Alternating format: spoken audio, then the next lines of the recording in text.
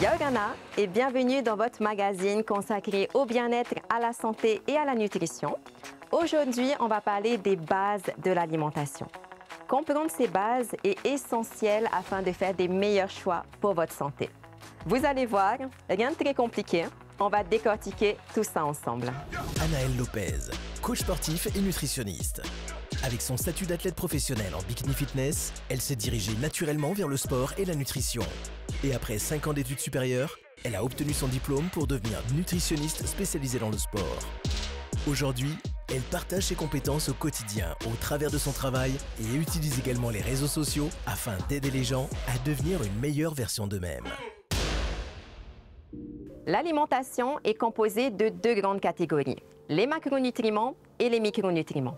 On ne va pas s'attarder sur les micronutriments aujourd'hui parce que c'est tout simplement l'ensemble des vitamines et des minéraux, mais on va se concentrer sur les macronutriments parce que j'ai envie de vous parler de cette notion qui est essentielle. Dans la famille des macronutriments, on va retrouver les protéines, les lipides et les glucides.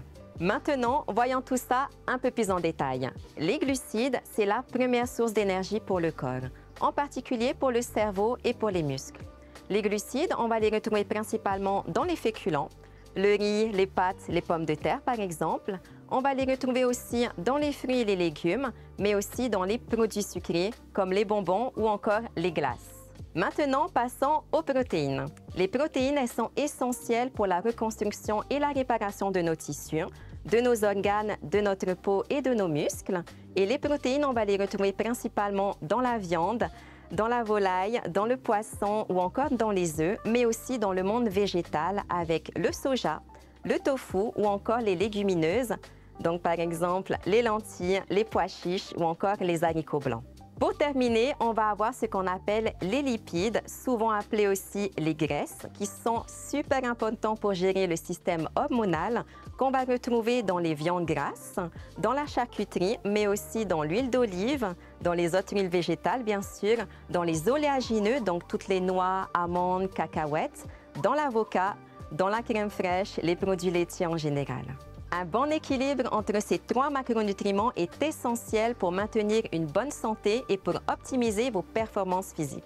Trop de glucides simples, donc de bonbons, de boissons sucrées, peut entraîner des pics de glycémie, donc le taux de sucre dans le sang qui augmente très rapidement, mais qui chute très rapidement aussi, entraînant une grosse fatigue et une fringale par la suite, qui est néfaste pour votre santé, car elle peut entraîner un diabète de type 2 à la longue. Pour notre santé, il est recommandé de consommer des féculents complets, donc par exemple le riz complet, les pâtes complètes ou encore le pain complet, ou tout simplement nos féculents locaux qui sont extraordinaires, comme le taro, le ourou ou encore les patates douces. Sans oublier nos fameux 5 fruits et légumes par jour qui peuvent être facilement déclinés en 3 fruits par jour et les légumes à chaque repas. Toutefois, attention aux graisses saturées qui peuvent être contenues dans les viandes grasses, dans les charcuteries ou dans les produits industriels de manière générale, car elles peuvent être néfastes pour votre santé sur le long terme. Essayez de privilégier davantage les bonnes sources de matières grasses contenues dans l'huile d'olive ou les autres huiles végétales, dans les noix, dans l'avocat ou même dans le lait de coco. Le fromage, le beurre et la crème fraîche ne sont pas mauvais pour votre santé. Veuillez simplement à ne pas en abuser parce que tout est une question d'équilibre. Enfin, pour les protéines, essayez de varier un maximum les sources végétales et les sources animales.